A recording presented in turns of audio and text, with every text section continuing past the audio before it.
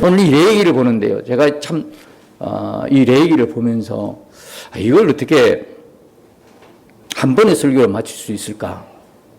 이건 불가능에 가깝습니다. 오늘 어디까지 갈지는 모르겠지만 너무나 많은 내용을 담고 있습니다. 이 레위기를 보지 않고는 복음서가 해석이 안 되는 거거든요. 레위기를 보지 않고 복음서를 말하지 말라 할 만큼 레위기는요 너무너무 중요합니다. 근데 이 레위기가 여러분들 아시다시피 성경을 잘 읽어 나가다가도 어느 지점에서 막히기 시작합니까? 레위기에서 막힙니다. 뭐 자꾸 제사 이야기를 하고 제 재물에 대한 이야기를 하고, 그죠? 우리나라 명절도 아닌데 계속 다른 나라 명절 이야기하고 그런 이야기를 합니다. 뭐가 뭔지를 잘 모르겠습니다. 그죠? 그러니까 이 레위기를 어렵다 생각하는 거죠. 그러면서 잘 읽어 나가다 그 레위기 부분에서 이제 모든 사람들이 약간 추천거리죠. 추천거리고 무슨 말이 모르는 거죠. 자, 간단하게 이걸 정말 자세하게 이야기하려면 많은 시간이 필요하고 세미나 형식으로 진행이 될 수밖에 없는 내용이 레위기입니다. 하나하나 설명을 다 짚어가고 앞뒤 다 찾아봐야 되니까요. 그러나 이 시간에는 설교를 해야 되는 부분이라서 정말 중요한 부분만 이렇게 전체적으로 보면서 갈 수 있게 되길 바랍니다. 여러분 출애굽기에 보면 이스라엘 백성들이 하나님이 이제 이스라엘 백성을 출애굽시키고 시내산에서 이제 머물게 하죠. 그 시내산에서 머물게 하면서 두 가지를 주십니다. 하나는 뭐냐면 십계명을 주십니다. 그죠? 십계명을 줍니다. 그리고 또 하나는 뭐를 줍니까? 성막 식양을 줍니다. 다시 말하면 성막을 지을 때 설계도를 말씀하십니다. 성막은 함부로 짓는 게 아니죠. 다 하나님이 지시한 대로 지어야 됩니다. 내가 짓고 싶다고 해서 짓는 게 아니거든요. 그래서 하나님께서 두 개를 주시죠. 하나는 십계명을 주시고 하나는 성막의 설계도를 이스라엘 백성들에게 지어줍니다.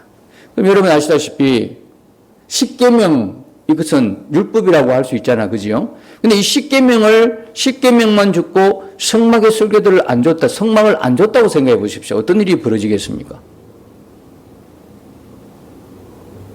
법만 준 거예요.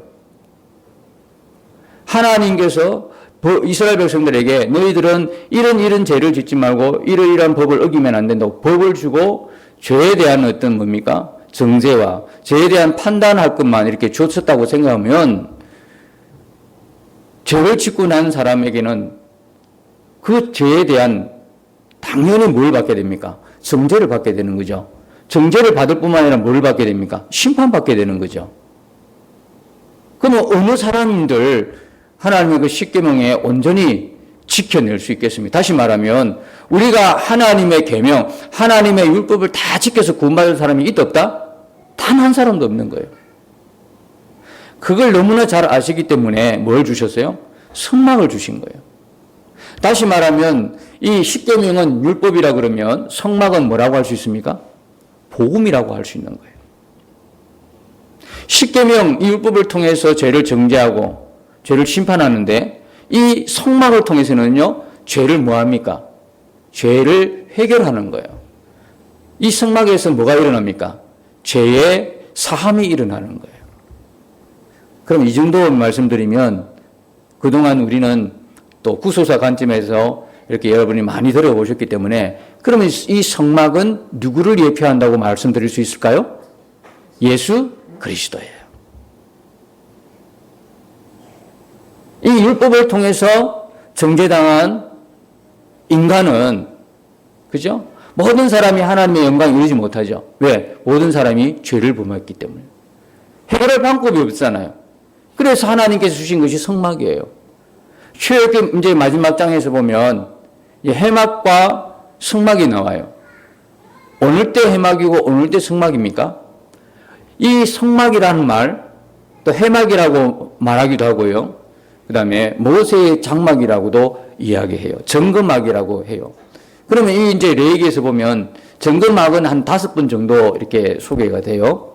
그 다음에 성막은 한 86번이나 이렇게 소개되고요. 그러나 해막이라고 하는 말은 146번이나 등장을 해요. 하나님의 임재를 강조할 때는 성막이라고 그래요. 그러나 하나님과의 교제를 강조할 때는 해막이라고 그래요. 그래서 1절에 보면 하나님께서 모세를 부를 때 어디서 불렀다고 말씀하고 있는 거죠? 해막에서 불렀다고. 하나님과 인간이 교제하는 그런 개념으로 이야기할 때는 이 성막이 해막이 되는 거고, 하나님의 영광과 임재를 표현할 때는 이 해막이 뭐가 돼요? 성막이 되는 거죠. 그런데 오늘 여기 1절에 보면 여호와께서 해막에서 모세를 부르시고 그랬잖아요. 하나님께서 성막을 지어라 말씀하시고는 그 다음에 어떻게 해요? 이 성막이 주님과 교제하는, 하나님과 교제하는 장소로, 그래서 드디어 이스라엘 백성들을 거기서 만나 주시는 거예요. 여러분, 여기서 십계명만 주지 아니하고 성막을 주시는 하나님의 은혜. 그죠? 이 성막을 통해, 이 십계명을 통해서 율법을 통해서는 뭡니까? 율법을 주신 하나님의 의도는 뭐죠? 그냥 죄를 정죄하고 막 판단하고 심판받아야 돼. 너희들은 심판받아야 돼. 이렇게 하려고 율법을 주셨을까요? 뭘 깨닫게 하기 위해서? 죄를 깨닫게 하기 위해서. 복음이 복음되기 위해서는 반드시 뭐가 있어야 돼요? 죄를 깨닫는 게 있어야죠. 근데 이 율법은 뭡니까? 몽학선생이라 그랬어요. 어디로 인도하는? 복음이 복음되게 하는. 그렇죠? 복음이 복음되게 하는, 그것은 율법이에요. 죄가 뭔지도 모르는데 복음을 제시한들, 그럼 무슨 소용이 있어요? 복음이 복음되는 것은 내가 어떤 죄를 지었는데 이 죄는 나로서는 뭐가 될 수 없다. 해결할 수가 없다는 거예요. 여러분, 오늘 여기 소개되는 이 제사법이요, 범죄입니다. 범죄의 제사를 6가지 하나님 앞에 제사 드리는 방법 6개 나오거든요. 어떻게 드리냐면 6분이면 첫 번째는 뭐냐면, 첫 번째는 뭐겠습니까? 여기 3절에 보면 그 예물이 소의 번제이면 흠없는 수꽃으로 해망문에서 여호와 앞에 기쁘게 받으시도록 드릴지니라 그랬잖아요. 그 다음에 4절에 그는 번제물 머리에 안수할지라. 첫 번째는 뭐예요? 첫 번째는요, 제물을 여호와 앞에 데리고 오는 겁니다. 여호와 앞에 데리고 오고, 두 번째는 뭡니까? 안수하는 거죠. 세 번째는 뭡니까? 죽이는 겁니다. 네 번째는 뭡니까? 네? 이걸 벗겨내야 돼요. 가죽을 벗겨내야 돼요. 그 다음 5번째는요, 각을 뜨는 거죠. 6번째는요, 이제 그걸 제단 위에서 다 태워버리는 겁니다. 그럴 때 9절에 보니까 뭐라고 그럽니까? 여호와의 향기로운 냄새니라 그러잖아요. 지금 이건 무슨 장면을 이야기하고 있는 거예요? 지금 이 장면은 뭘 이야기하는 거죠? 하나님께서 그렇게 짐승을 불에 태우고 막 쉽게 말하면 난도질을 하고 피가 튀겨지고 그 제물을 불태울 때 이걸 하나님이 맡으신단 말입니까? 이야, 향기롭다. 지금 이 소가 막 그냥 이 제물이 막 불타오르는 걸 보고 고기 굽는 냄새를 맡으시고는 야, 이거 향기롭다. 이렇게 하시나요? 우리도 그렇게 하지 않잖아, 그죠? 요즘 여러분 고깃집에 가서 누가 고기 타는데 코를 갖다 대고 야, 향기롭다. 그렇게 합니까? 냄새를 다 피하려고 천장에서 길쭉한 걸 쭉 내려가지고 그게 딱 맞추잖아요, 초점을. 냄새는 다 빠져나가도록 그걸 통해서. 냄새 안 맡으려고 그러죠. 아예 아문 나의 친구, 그런 사람이야 그걸 맡고 있겠지. 건강을 전혀 생각하지 않고 나는 안 걸려도 괜찮아. 그러면 다 탄 거 먹고 다 탄 냄새를 맡겠지요. 그런데 건강을 지금 우리 현대인이 얼마나 생각합니까? 그런데 하나님 하물며 그 고기 타는 냄새를 향기로운 냄새라고 그렇게 하시겠어요. 그건 아니죠. 우리가 생각할 때. 그럼 도대체 여기는 비밀이 있는 거예요. 자, 이걸 그냥 한 줄로 이렇게 제가 6가지 번제를 드리는 방법을 이렇게 순서를 이렇게 말씀드렸는데요. 이걸로 끝날 문제가 사실은 아니에요. 근데 그렇다고 해서 여기 이 시간에, 그 짧은 시간에 그걸 다 설명할 수는 없어요. 그런데 문제는 뭐냐면 이렇게 순서대로 들어진 이것이 어떤 현장이냐면 곧 죄를 짓게 되면 이렇게 심판받는다는 걸 이야기하고 있는 거예요. 죄를 지으면 결국 하나님 앞에서 어떤 심판이냐면 이런 심판이에요. 첫 번째 어떻습니까? 하나님 앞에서 난도질을 당하여 피를 흘리는 거예요. 피를 흘리는 거예요. 피를 흘리고 죽는 거예요. 그죠? 심장이면 심장, 그 다음에 의미가 동맥이면 동맥, 목이면 목, 다 끊어지는 거예요. 다 끊어지고 죽고 갈기갈기 찢어지고 피는 튀겨지고 뭡니까? 피부는 찢어지고 살은 찢어지고 이런 상황이에요. 그 다음에 어떻게 됩니까? 그걸 또 피부를 다 벗겨내는 거예요. 그 다음에 각을 다 뜨는 거예요. 여러분, 각을 뜬다는 이야기는 마디마디마다 분리시키라는 말이에요. 그러니까 이 마디마디를 다 잘라내는 거예요. 마디마디를 다 잘라내는 걸 말하는 거예요. 이렇게 비참하게, 그리고 불에 태워 없어지는 거예요. 이게 뭐냐면 죄를 짓게 되면 우리가 당할 하나님의 형벌, 심판이라는 이야기예요. 근데 여러분, 이런 상황을 여러분이 보면서 뭘 느낍니까? 아, 이거 내가 어제 먹었던 고기인데? 이런 생각 안 하시나요? 그죠? 고기 먹는 거 이런 식으로 먹어요. 고기를 잡죠? 죽이죠? 껍질 벗기죠? 그렇잖아요. 껍질 벗기죠? 그 다음에 토막토막 내죠? 그리고 불에 구워 먹어요. 그거하고 뭐가 달라요? 도살하고 제사하고는요, 이거 하나 때문에 싹 달라지는 거예요. 어떤 것일까요? 자, 어차피 도살해가지고 우리가 먹잖아, 고기를요.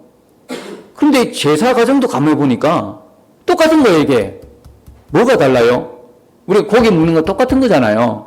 그러니까 요거 하나 때문에 도살이 될 수 있고 제사가 될 수 있어요. 뭘까요? 안수예요, 안수.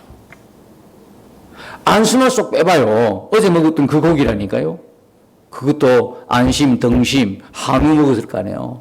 그럼 똑같은 거라는 얘기. 예, 안수만 빼버리면 우리 지금 고기 먹는 거 뭐가 다를까요? 전혀 다르지 않아요. 제사랑 도살이랑 똑같은 거예요. 근데 이 안수 때문에 하나는 제사가 되고 하나는 없으면 도살이 되는 거예요. 이해가시죠? 이 안수가 너무너무 중요하다는 걸 알 수 있겠죠. 그럼 도대체 이 향기로운 냄새라고 했던 하나님의 그 이유, 왜 이렇게 하나님은 이렇게 짐승을 싫어하시나요? 소 잡는 걸 너무너무 좋아하시나요? 하나님은 무슨 동물 학대 하기를 너무 즐겨하시나요? 기뻐하시나요? 그건 아니지 않습니까? 그죠? 하나님의 다 창조물인데 그건 아니잖아요. 그러면 도대체 뭐 이유가 있을 거 아니에요? 왜 이래 됐을까? 왜 향기로운 냄새라고 했었을까? 아니면 왜 안수는 또 왜 했을까? 그래서 이 안수의 의미는 뭐냐면, 안수는요, 두 가지 의미를 갖고 있어요. 그게 뭐냐면, 하나는, 죄를 전가시키는 의미가 있어요.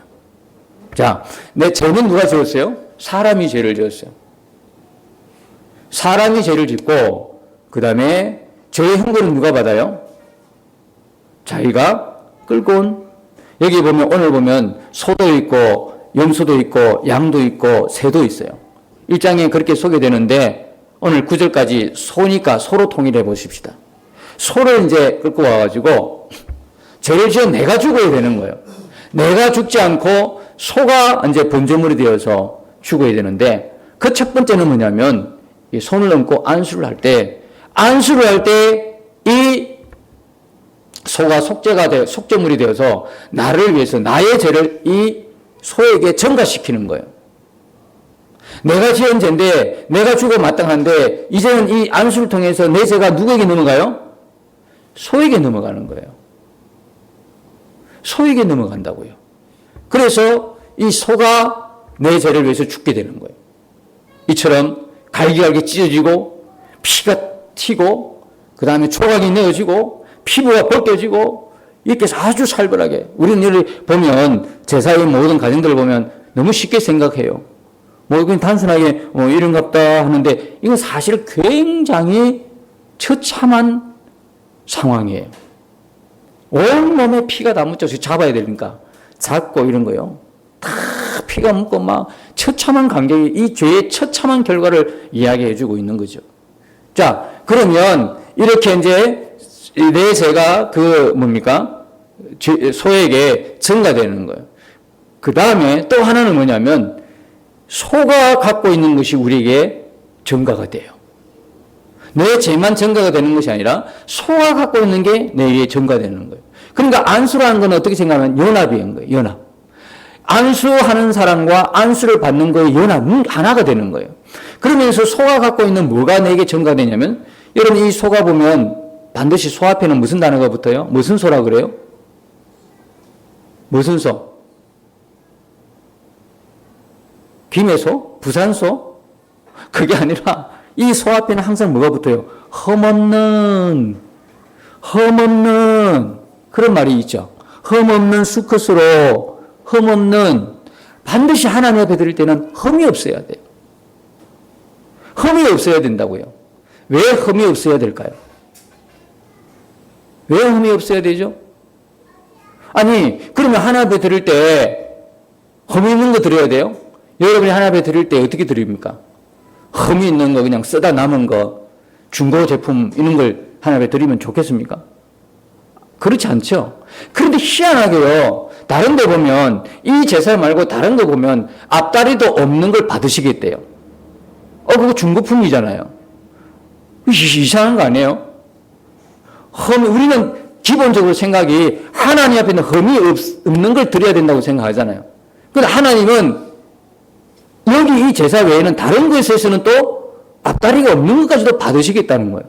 다시 말하면 무슨 거예요? 하나님은 이 제물, 드리는 제물에 관심이 있으신 게 아니더라고.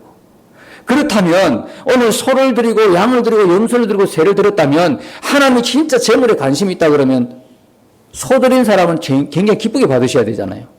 그리고 천천히 내려가겠죠? 양을 드리고 염소를 드리면 보통, 새를 드리면요, 하나님 어떻게 하시겠어요? 에게게 이게 뭐야? 다시 가져가. 이렇게 나오셔야 되는 거예요, 이게. 그렇잖아요. 소에 비하면 새는 비교도 안 되잖아. 우리 계산법에 하면. 그러니까 하나님께서 그 예물만 받으신다면, 그 제물만 받으신다면 하나님은 그랬었을 텐데, 똑같은 말이 나와요. 똑같은 단어가. 그게 뭡니까? 이는 하제라 여호와께서 뭡니까? 향기로운 여호와께 향기로운 냄새가 된다. 똑같은 제물 속에 똑같은 말을 말씀하시는 거 보면 하나님이 보시는 건 그 제물이 모양에 대해 보지 않아요. 하나님이 보는 건 뭐예요? 그때나 지금이나 사람의 뭐였다? 마음이었더라고요. 사람의 마음을 보시는 거예요. 그런데 왜 흠없는 것을 드리라 그러냐? 왜 흠없는 것? 이 흠없는 소는 누구를 예표하는 겁니까? 예수님. 맞죠? 예수님은 흠이 없으신 분이야. 그리고 왜 흠없는 제물을 요구하시냐면 이 흠없음이 우리한테 뭐 되도록? 전가되도록. 여러분, 이 흠없는 게 결국 우리에게 뭐를 가져다 주는 거예요? 흠없인 예수님의 뭐가 우리에게 덮어지는 거죠? 의로움. 그래서 우리를 칭의했다고 해요. 전혀 어렵지 못한 우리를 하나님이 그 아들 예수의 피로 그 아들에게 있는 의로움을 우리에게 입혀주신 거예요. 전혀 어렵지 못한 우리를. 그래서 우리를 어렵다 여겨주신 거예요. 그래서 흠없는 제물인 거예요. 흠없는 제물. 그 흠없음이, 우린 때로 그러죠. 아유, 대충 하지. 옛날에 그런 분이 있었거든요. 항상 헌금을 준비할 때요, 토요일이나 금요일날 준비했어요. 왜 어떻게 준비했을까요? 이 돈까지도, 지폐도요, 헌돈 안 드리려고 은행에서 방금 받건 신건 기분 좋죠. 여러분 누구한테 돈 받을 때 아주 낡고 낡은 걸 받으면 기분 좋습니까? 아니면 금액에 상관없이 새 돈 받으시면 천 원짜리라도 지폐가 아주 새 것이다, 신건이라면 여러분 받을 때 기분이 어때요? 좋죠. 만 원짜리는 더 좋죠. 5만 원짜리 받으면요 더 좋죠.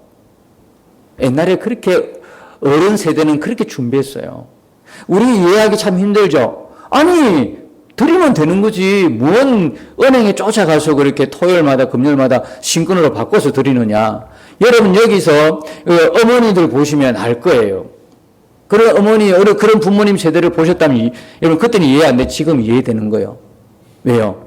그 마음이 너무 귀하잖아. 그냥 하나 앞에 드리는 게 대충 드리는 것이 아니고 흠 있는 것을 드리고 싶지 않아서 돈이라도 그 예물 드리는 그 자체도 깨끗하게 은행 떼어가가지고 그 수고를 다하고 아주 깨끗한 돈으로. 근데 요즘요, 헌금해서 깨끗한 돈 보기가 참 힘들어요. 그만큼 우리 마음이 꼭 율법적이고 형식적은 아니지만 그만큼 우리 마음이 너무 하나님 앞에 이 마음, 정성 이런 것들이 조금 예전에 비하면 조금 생각이 없지 않나 이런 생각을 해봐요. 우리 부모님이 우리 어머님들이 그렇게 헌금한 거에 대해서 여러분 그거 그냥 넘기면 안 됩니다. 그분들의 마음이 정성이 들어가 있는 거예요. 귀한 거예요. 나는 하나님께서 그걸 보신다고 생각해요. 그 의미, 그 정성을 다 보신다고 생각해요. 가부에 두랬던 그 돈 얼마 안 되는 거거든요. 돈 1,000원, 2,000원밖에 안 되는 그걸 하나님이 부자가 넣는 것보다도 더 많이 들었다고 왜 그랬었을까요? 가부에게 있어서는 그 전 재산이었어요. 전 재산을 다 하나님께 드리는 그 마음은 어떤 마음일까요? 부자는 많은 것 중에 별 큰 의미 없는 걸 액수는 많아도 그 부자에는 큰 의미가 없어요. 그냥 적선하듯이 동냥하듯이. 그래서 여러분이 헌금 드릴 때 하나님 앞에 절대 이런 마음으로 드리면 안 돼요. 교회가 어려우니까 형편 봐서 떼주는 식으로 적선하던 식으로. 여러분의 예물 드리는 거는요 하나님 앞에 드리는 거예요. 이 믿음으로 드리지 않으면 절대 모든 사람 다 손해보고 모든 사람이 영적인 해만 있는 거지 유익함이 아닌 거예요. 이건 교회를 위함이 아니에요. 1차적으로는 여러분의 믿음이 표현되는 거예요. 예물에는, 재물에는 하나님을 향한 믿음이 여러분 믿음, 여러분 마음, 정성, 모든 것들이 포함돼서 들어지는 게 오늘날 우리의 헌금인 거예요. 근데 대충 할 때, 그러니까 이런 일이 나오는 거예요. 내가 우리 교회에서 얼마만큼 헌금하는데 장로님들 중에 그런 분이 있다는 이야기를 듣잖아요. 얼마나 안타까워요. 하나님 앞에 당신 목숨 드린들 그게 뭔 대수요? 이 번제라는 건 뭡니까? 이 번제라는 것은 예수 그리스도의 불을 태워서 화제라 이 말은 불을 태워서 드리는 제사란 말이거든요. 몸 전체를 불에 태워 드린다는 건 전적인 헌신을 이야기하는 거예요. 예수 그리스도의 전적인 헌신의 제사가 뭐냐면 번제예요. 그분이 누구를 위해서요? 나를 위해서, 우리를 위해서, 나를 위해서 전적으로 희생해서 전적으로 제물이 되어서 전적으로 다 드렸다면 우리 하나님 앞에 여러분이 드리는 그 헌금이 뭔 대수예요. 내 목숨까지도 드려도 부족한 건데 뭘 헌금을 조금 해놓고 그걸 했다고 그렇게 이야기를 하고 그거 가지고 기득권을 행사하려고 그래요. 그거는요 진짜 천국과 지옥을 몰라서 그런 거예요. 하나님의 심판이 뭔가를 몰라서 그런 거예요. 안 믿기 때문에 그런 거예요.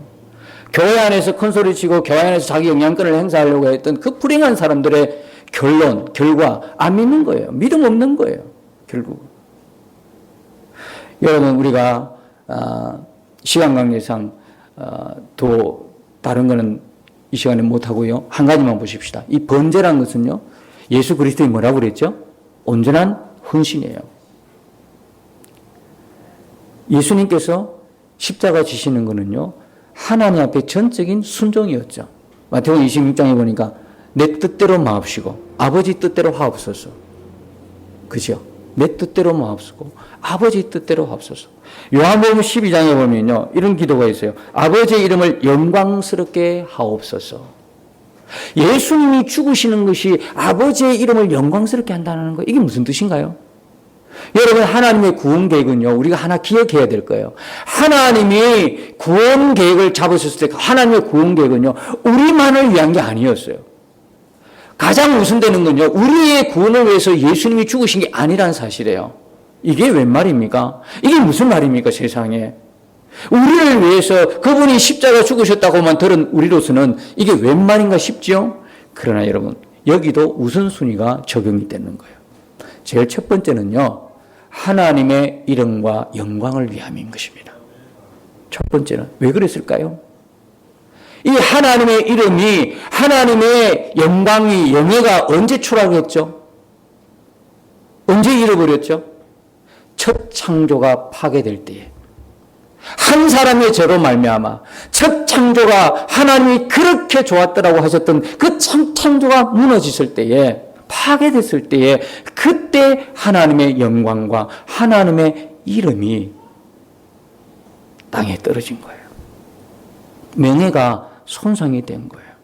예수님이 이 땅에 오시고 하나님의 말씀 앞에 순종하여 이 땅에 오셔서 십자가 지신 것 첫 번째는요, 하나님의 이름과 영예를 위한 거예요.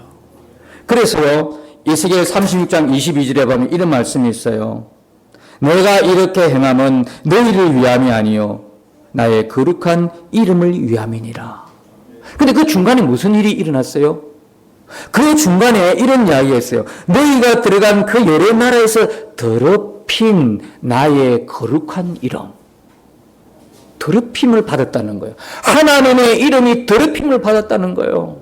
그 이름의 영광을, 그 이름의 영예를 회복시켜 주신 사건이 뭐냐면 십자가 사건이었다는 거예요. 그리고 이사야 48장 11절에 보면 이런 말씀이 있어요. 내가 나를 위하며 내가 나를 위하여 일을 이룰 것이라. 어찌 내 이름을 욕되게 하리요 내 영광을 다른 자에게 주지 아니하리라. 하나님의 구원 계획은요, 이것만 알고 있으면 안 돼요. 나 구원하기 위해서, 나를 위해서, 우리를 위해서 그것만 알고 있으면요, 아주 교만한 사람이 되는 거예요. 그 다음 단계가 없어요. 그리고 십자가에 건져줬어, 구원해줬어, 목숨까지 던지면서, 그리고 그 다음은 없는 거예요. 정말 영적으로요, 사생화되는 거예요. 영적으로 불량자 만들기 딱 좋은 거예요. 이 십자가의 은혜가 나만을 위해서만 하나님이 그렇게 구속사역을 베풀어 주셨다고만 이해하면 영적인 불량자가 되는 거예요. 뭘 알아야 돼요? 첫 번째, 하나님의 이름과 그 영예를 회복시키기 위함이었다는 거예요. 그래서 여러분, 이런 거 보면요, 하나님이 첫사람 때문에 잃어버린 것을요, 다시 예수님을 인하여 누굴 회복시키는 거예요? 사람을 회복시키는 거예요. 그리고 그 첫 장부터는 하나님의 이름이 더럽힘을 받았지만, 이제는 예수 그리스도를 믿음으로 하나님의 자녀가 된 우리를 통해서 그 잃어버린, 더럽혀진 하나님의 이름이 영광받으시기 원하는 거예요. 누굴 통해서요? 예수 믿는 우리를 통해서. 아시겠습니까? 그래서 여러분, 우리는 그냥 예수 믿는 거로 끝나는 게 아니에요. 우리 양 어깨는 뭐가 걸려 있어요? 하나님의 이름과 영예가 걸려 있어요. 그러니까 우리의 삶이라는 것은 단순하게 예수 믿고 천국 가겠다고는 이기적인 생각에서 빨리 벗어나야 되는 거야. 우리가 이 땅의 삶이 뭡니까? 그것만이 목적이었다면 우리 예수 믿을 때 따끈따끈할 때 믿음 좋을 때 하나님 데리고 가시지. 계속 우리가 이 땅에서 왜 삽니까? 계속해서 이 땅에 사는 이유는 바로 이런 것입니다. 우리를 통해서 하나님이 실추된 하나님의 이름을 찾고 싶은 거야. 땅에 떨어진 하나님의 명예를 회복시키고 싶은 거야. 사단 앞에서. 그죠?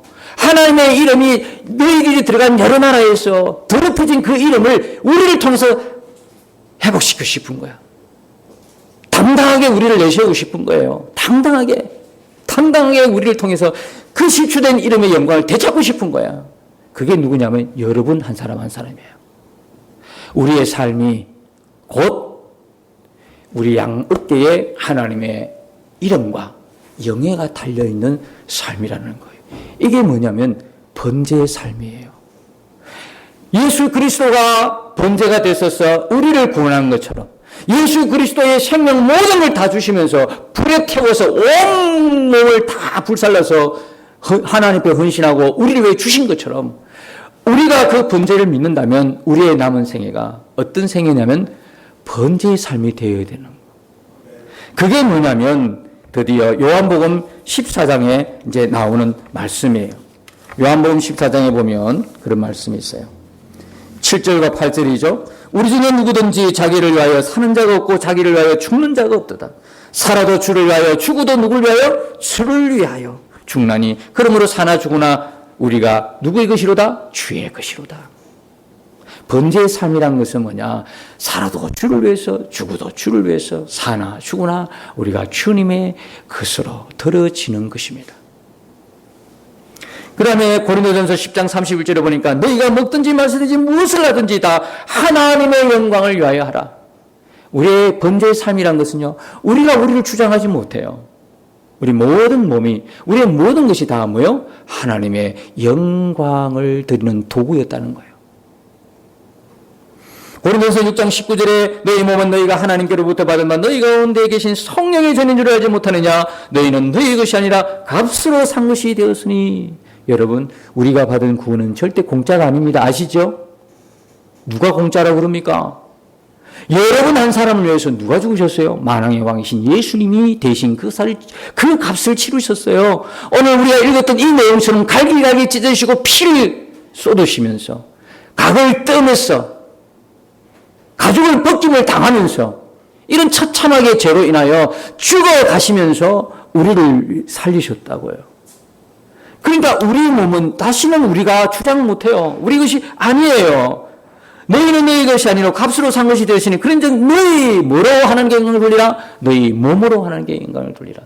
우리의 믿음의 결정체는 뭐로 나타나요? 안 보이는데 뭐로 나타나겠어요? 우리 몸의 사용입니다.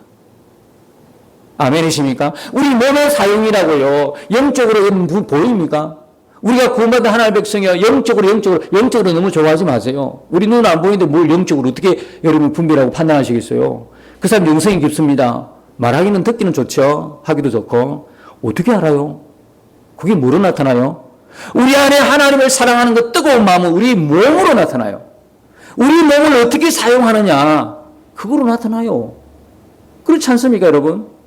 제가 아무리 여러분 앞에서 영성, 믿음, 기도 아무리 변법 이야기를 뭔 소용이 있어요? 내 몸으로 하나님께 영광이 안 되면, 내 몸으로 죄를 짓고 내 몸으로 하나님 앞에 그 이름을 실추시킨다면 어떻게 된 거예요, 그게? 그러니까 성경은요, 너희 몸으로 그러잖아요. 너희 몸으로 하나님께 영광을 돌리라. 우리의 몸은요, 하나님의 떨어진 더럽혀진 이름과 명예와 그 영광을 위하여 우리가 예수 그리스도를 믿는 우리의 몸이 사용되어지는 거예요. 그러니까 로마서 12장 1절에 보면 너희 몸을 하나님이 기뻐하시는 거룩한 산제물로 드리는데 이것이 무슨 예배다? 영적인 예배다. 우리 몸은요, 육체는요, 누가 말하는 것처럼 그렇게 보잘것없고 아무렇게나 취급해야 될 게 아니란 말이에요. 우리의 몸은요, 하나님의 이름과 영광이 걸려 있어요. 여러분이 가는 곳마다 그래서 뭘 풍기라는 거예요? 그리스도의 향기를, 냄새를 풍겨내는 사람이 누구냐면 우리예요. 우리의 몸이요, 얼마나 소중한지 아십니까? 이런 의미에서 몸 관리 잘 하셔야 돼요. 저부터도 그렇지만 몸 관리 잘해야 돼. 우리 마음대로 쓰면 안 돼. 내가 하고 싶다고 해서 내 마음대로 하고 운동도 안 하고 아니면 게으르고 막 계속 잠만 자고 계속 뭡니까? 운동도 안 하고 열심히 정말 건강을 위해서 딱 규칙적인 생활 안 하고 이런 것도 사실 따지고 보면요, 그건 내 마음대로 하는 거예요. 기도하면서 하나님 내 몸을 어떻게 관리할까요? 물어보면서 해야 되는 거예요. 가로하는 가지 마세요. 가로하는 그것도 하나님께 영광 안 돼. 오늘 이 번제의 일장 내 얘기를 다 할 수는 없지만 시간 관계상 우리가 이렇게 드려진 이 번제, 사실 예수님이 이렇게 안 해주셨으면, 예수님의 예표가 아니면 우리가 받아야 할 죄의 심판이 이대로 죽어요. 이대로 죽는다고. 근데 예수님이 대신 우리의 속죄 제물이 되어 주셨으니까 우리가 예수님을 인하여 다 죄를 사함받고 그리고 하나님을 아버지라고 부를 수 있는, 하나님의 이름과 영광을 위하여 달려갈 수 있는 사람이 된 것을 믿으시고 우리가 얼마나 소중한 존재라는 걸 여러분 이번 한 주간, 여러분이 몸으로 살아내는 이 한 주간 통해서 여러분의 삶을 통해서 하나님의 영광 받으시고 하나님이 기뻐 받으시는 여러분의 삶이 산제물이 되는 그런 축복의 한 주간 되시기를 예수님의 이름으로 축복합니다.